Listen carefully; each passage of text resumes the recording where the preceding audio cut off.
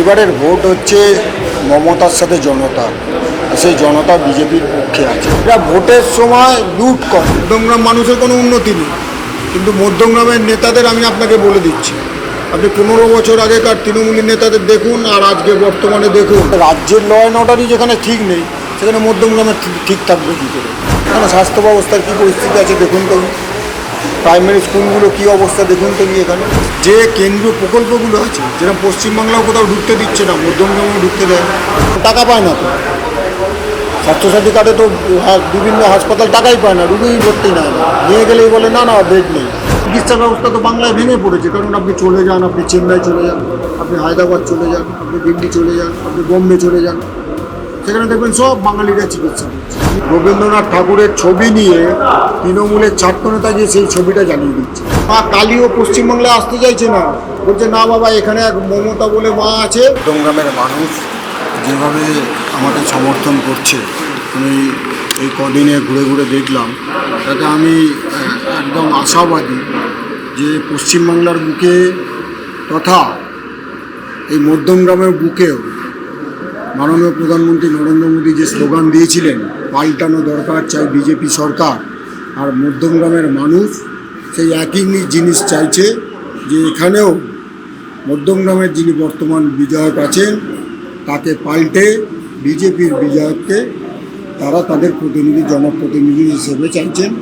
এটা আমি একদম পুরো স্পষ্ট বুঝতে পেরেছি, এখানকার মানুষ সেই রায়ই জানাচ্ছে। এবারের ভোট হচ্ছে মমতার সাথে জনতা, সেই জনতা বিজেপির পক্ষে আছে।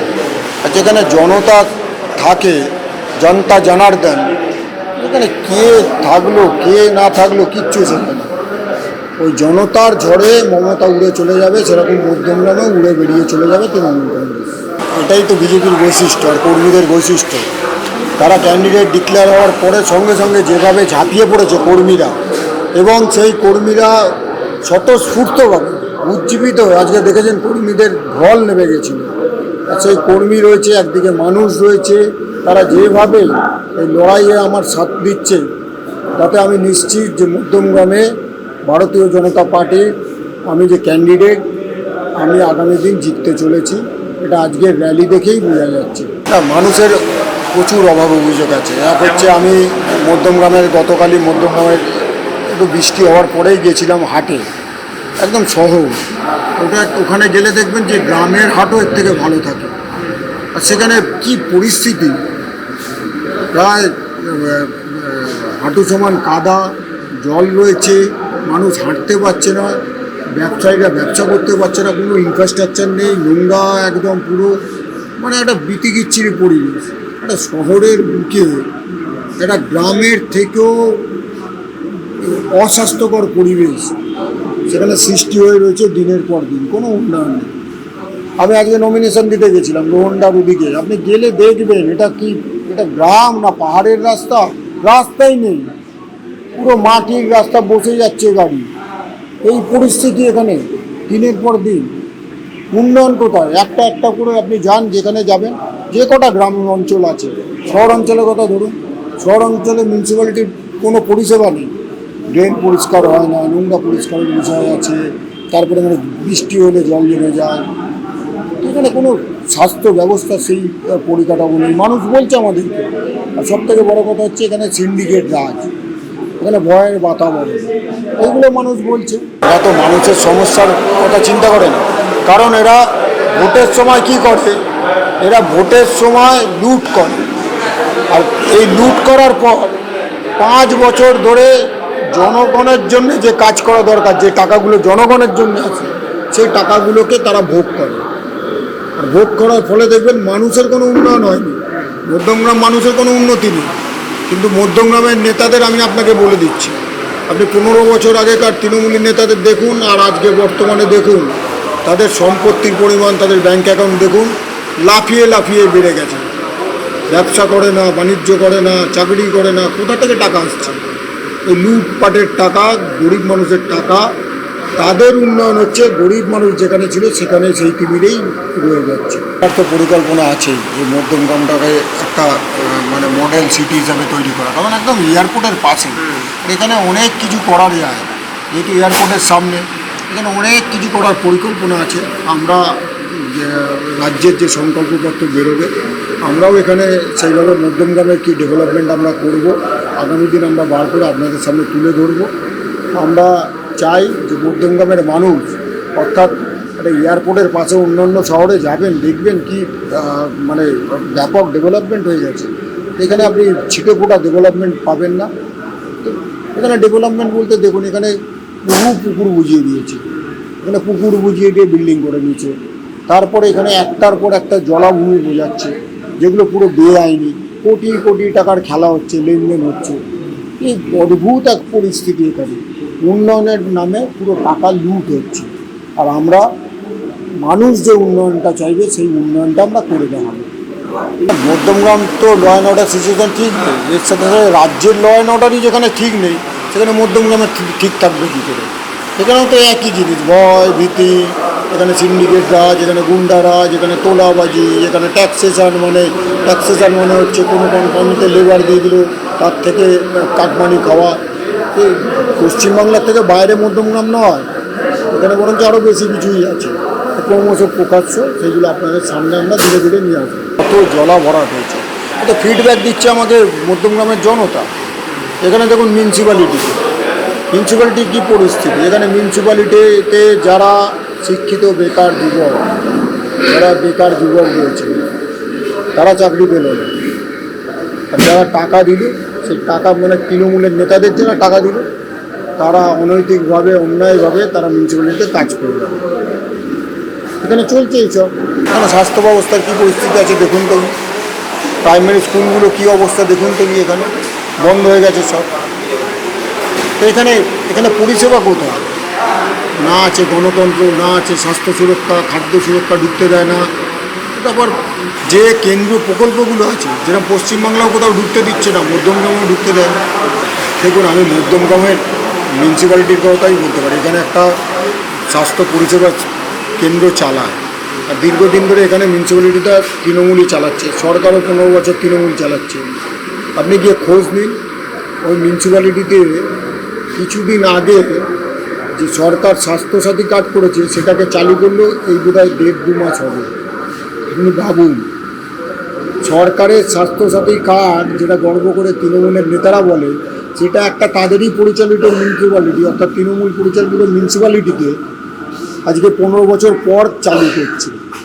তাহলে তার দুরবস্থা আপনি বুঝতে পারছেন, কারণ টাকা পায় না তো।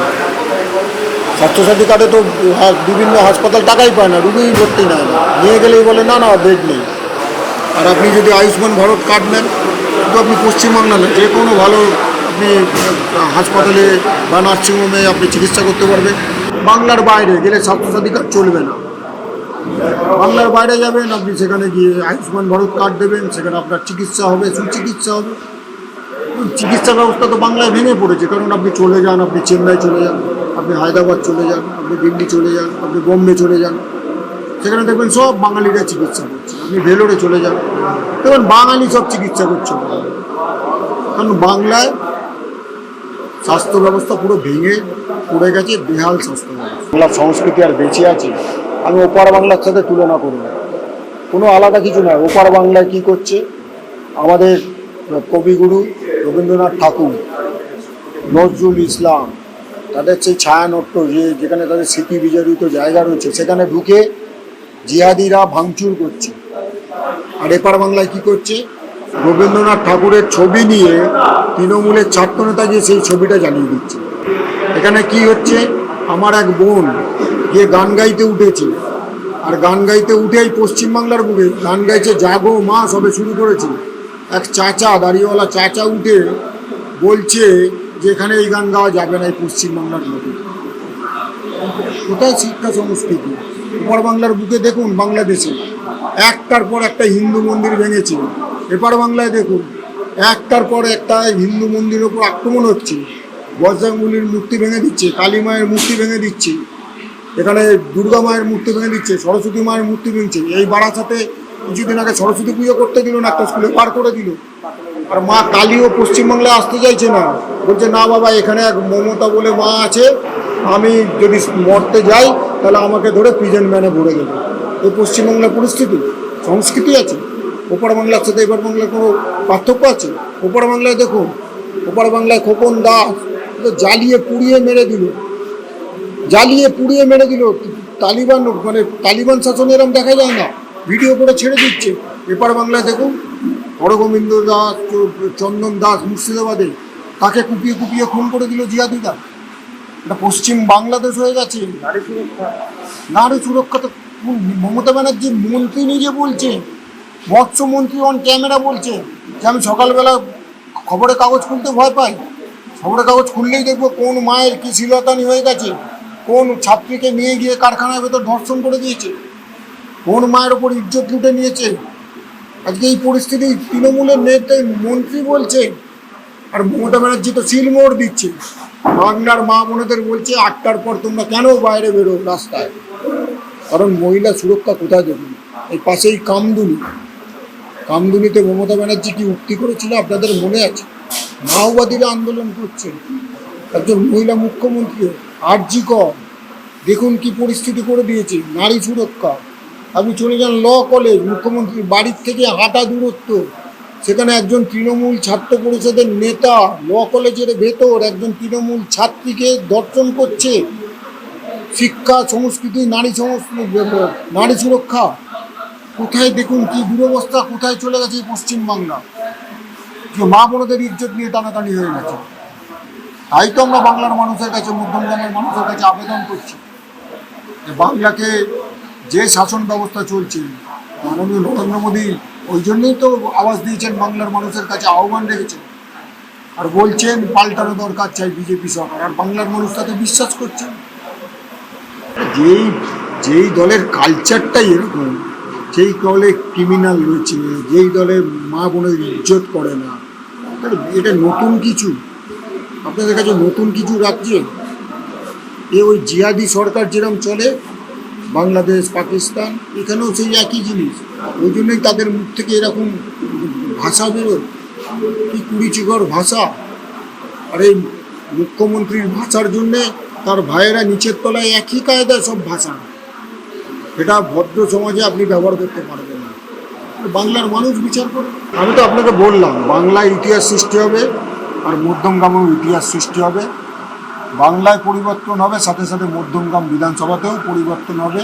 এখানে বিজেপি সরকার গঠন করবে, মধ্যমগ্রামেও বিজেপি বিধায়ক হিসাবে মধ্যমগ্রামের মানুষ আমাকে জিতিয়ে নিয়ে আসবে, এটা আপনারা লিখে রাখতে পারেন। দেখুন তৃণমূলের ভাঙন তো লেগেই রয়েছে, এবারে তৃণমূলের অন্তর্দ্বন্দ্ব আছে। কারণ একটা জিনিস আপনার পরিষ্কার বুঝে নিন, যে আপনি যদি তৃণমূল সরকারে আসার পর অর্থাৎ 15 বছর শাসন ব্যবস্থা দেখেন, ভারতবর্ষ কোথাও দেখবেন না বা ইতিহাসে এরকম নেই যে দল শাসন ব্যবস্থায় রয়েছে আর সেই দলের হচ্ছে চেয়ারম্যান খুন হয়ে যাচ্ছে, বিধায়ক খুন হয়ে যাচ্ছে, মণিমূর্তির মতো কাউন্সিলর খুন হচ্ছে, মণিমূর্তির মতো গ্রাম পঞ্চায়েতের প্রধান খুন হচ্ছে, সদস্য খুন হচ্ছে। আর খুন করছে কারা? তৃণমূলের গুন্ডা। খালি এটার ভাঙন কি আর বাকি আছে কিছু আপনাদের মনে হয়? আপনাদের মনে হয় ভাঙনের কিছু বাকি আছে? আমাকে থেকে ভয় পাওয়ার কিছু নেই, কারণ আমি তো গুন্ডা বদমাশ নই। ভারতীয় জনতা পার্টির প্রার্থী, ভয় পায়নি, ভরসা পেয়েছে। ভয় পেয়েছিল রাজু ব্যানার্জি আসার পর, ভরসা পাচ্ছে। মধ্যমগ্রামের মানুষ ভরসা পাচ্ছে। এখন তৃণমূল ভয়েতেই থাকবে, যারা ভয়ের জন্য ওখানে পড়ে রয়েছেন, না ভরসার জায়গায় আসবে, তাদেরকেই ঠিক করতে হবে।